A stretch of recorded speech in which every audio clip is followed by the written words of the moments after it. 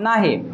अशा प्रकारचे प्रश्न सॉल्व करण्यासाठी समीकरणाची आवश्यकता असते, कारण जोपर्यंत तुम्हाला समीकरण बनवता येणार नाही तोपर्यंत प्रश्न सॉल्व होणार नाही। आता कसं बनवतात समीकरण?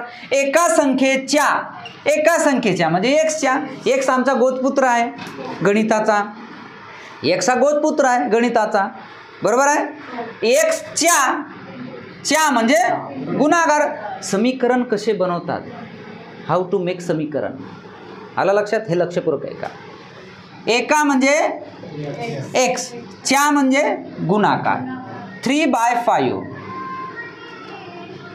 ए बाबा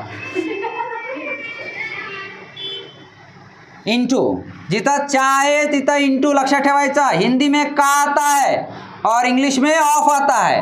अगर इंग्लिश में ऑफ है तो दैट मीन्स गुणाकार ही होता है, ध्यान में रखिएगा आप। कितना है? 2/3 मध्ये 15 मिळविल्यास, मध्ये म्हणजे प्लस 15 मिळविल्यास तीच संख्या मिळते, म्हणजे कोणती संख्या? हीच संख्या मिळते, म्हणजे हीच संख्या मिळते। देखो इतना तरीके से हमने क्या किया है, समीकरण बनाया। समीकरण बनवता आलं पाहिजे, मुख्य म्हणजे काय? समीकरण। आलं लक्षात? कशा प्रकारे केलं आपण? एका संख्येच्या 3/5 च्या 2/3 मध्ये 15 मिळवल्यास हीच संख्या मिळते। समीकरण बनला आपला। आता याला फक्त सॉल्व करणे आहे। बघा 3 कॅन्सल, 2 गुणिला x, 2x भागिला 5 प्लस 15 बराबर x। आला लक्षात? बघा कशा प्रकारे आपण सॉल्व करतो हे लक्षपूर्वक आहे का? समीकरण कसं केलं आपण? x गुणिला 3/5 गुणिला 2/3 प्लस 15 बरोबर x, एवढा आला। आता काय करायचं? पद्धत काय आहे? इथं कुठे क्रॉस होईल? आता बघा, आता हा प्लस आहे आणि इथं काही नाही आहे, तर पहिले काय आहे? हा काय आहे? म्हणजे इथं एक्सची व्हॅल्यू आहे की नाही? मग आपण पहिले काय करायचं? ह्या 15ला घ्या, एक्स हा प्लस आहे, मायनस काय आहे? 2x भागिला 5, मग 15 बरोबर, आता इथं काय आहे? 1 आहे, 5 आहे का? 5x मायनस 2 2x भागिला 5 आहे का? 5x, 15 बरोबर 5 मधून 2 गेला 3x भागिला 5, मग 15। आता लक्षपूर्वक आहे का? आता हा काय आहे? आपल्याला कसं करायचं आहे?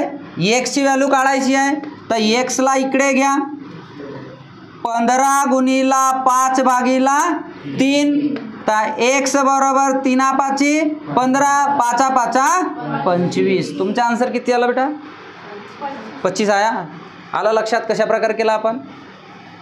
कॉन्सेप्ट समजला? कोणाला नाही समजला?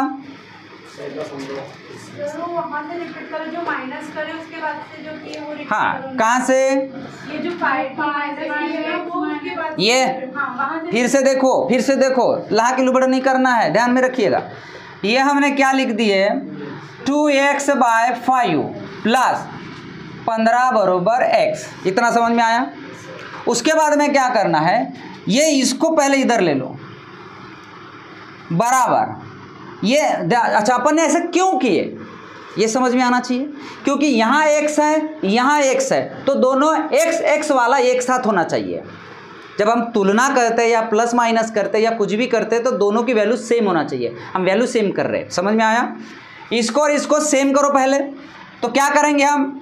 x ये इधर गया, मतलब इक्वल टू के अगर उधर जाता है तो साइन चेंज हो जाता है, हमने बताए थे। तर याचा इकडे गेला तर काय होणार? -2x भागिला 5, एवढा समजला? समज में आया सबको? ए बाबा इकडे बघ, मग 15 बरोबर, आता याचा खाली 1 असते आणि इथं मायनस आहे, मग हे क्रॉस मल्टिप्लिकेशन करून आपण याचा बेस समान करूया। 5 आहे का? 5x मायनस 2 आहे का? 2x भागिला 5 आहे का? 5, एवढा समजला? त्याच्यानंतर 15 बरोबर 5 मधून 2 गेले 3x भागिला 5, एवढा समजला? की नाही समजला? आता काय करायचं? आपल्याला काढायचं काय आहे? हे बघा, याला इकडे घ्या, 3x बरोबर 15 गुणिला 5.